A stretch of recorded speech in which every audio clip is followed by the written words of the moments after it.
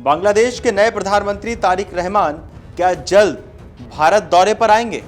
फिलहाल इस सवाल का सीधा जवाब हां या ना में नहीं, बल्कि कूटनीतिक शब्द समीक्षा यानी रिव्यू में छिपा है।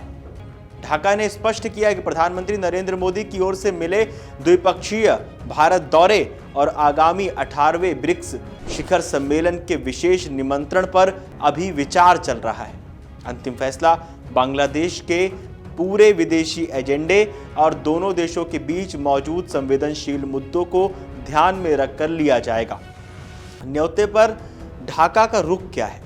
ढाका में भारतीय उच्चायुक्त दिनेश त्रिवेदी से मुलाकात के बाद बांग्लादेश के विदेश मंत्री खलीलुर रहमान ने मीडिया को बताया कि सरकार इस प्रस्ताव पर गंभीरता से विचार कर रही है। उन्होंने कहा, प्रधानमंत्री तारिक रहमान के सामने संयुक्त राष्ट्र महासभा यानी UNGA समेत कई अन्य देशों की यात्राओं के निमंत्रण हैं। ऐसे में सरकार सभी कार्यक्रमों को देखकर ही अंतिम फैसला लेगी।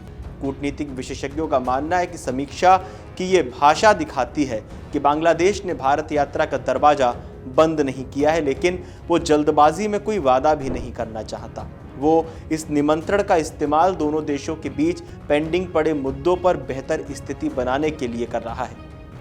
दूसरी तरफ भारतीय उच्चायोग ने साफ किया कि भारत बांग्लादेश के साथ सकारात्मक, रचनात्मक और भविष्यवादी रिश्तों के लिए प्रतिबद्ध है।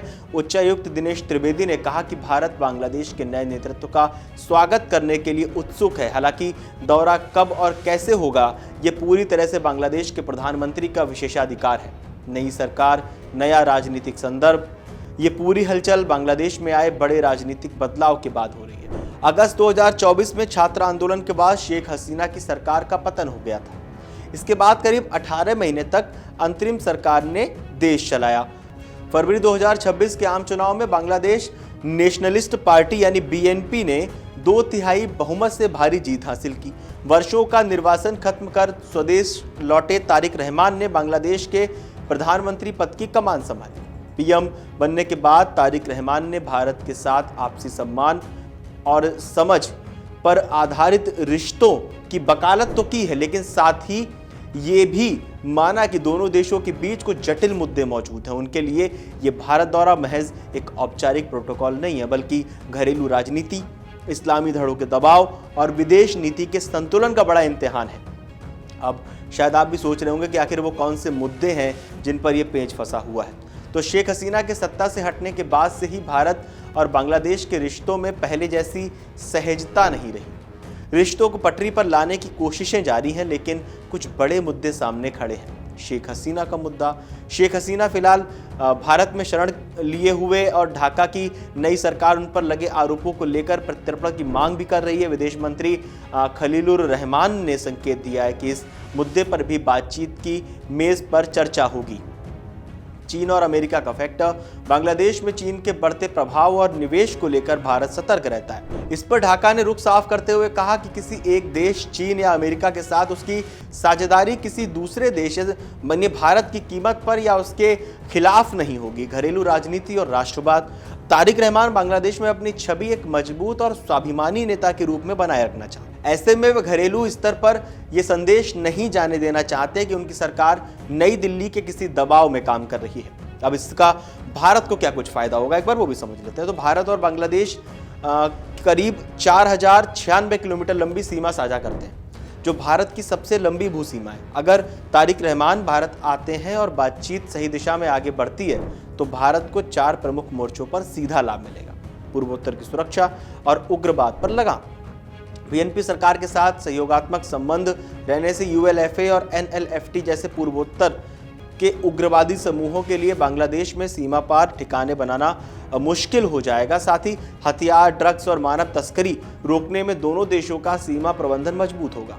कनेक्टिविटी और आर्थिक रफ्तार। बांग्लादेश भारत की एक्ट ईस्ट नीति का सबसे महत्वपूर्ण जरिया है।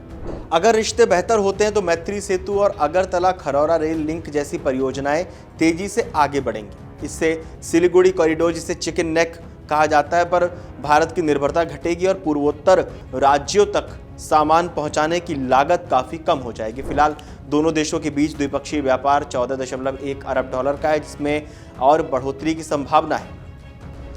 ऊर्जा और समुद्री सुरक्षा। भारत फिलहाल बांग्लादेश को 1160 मेगावाट से अधिक बिजली सप्लाई करता है। इसके अलावा बंगाल की खाड़ी के समुद्री मार्गों की सुरक्षा में ढाका का सहयोग भारत के लिए बेहद जरूरी है।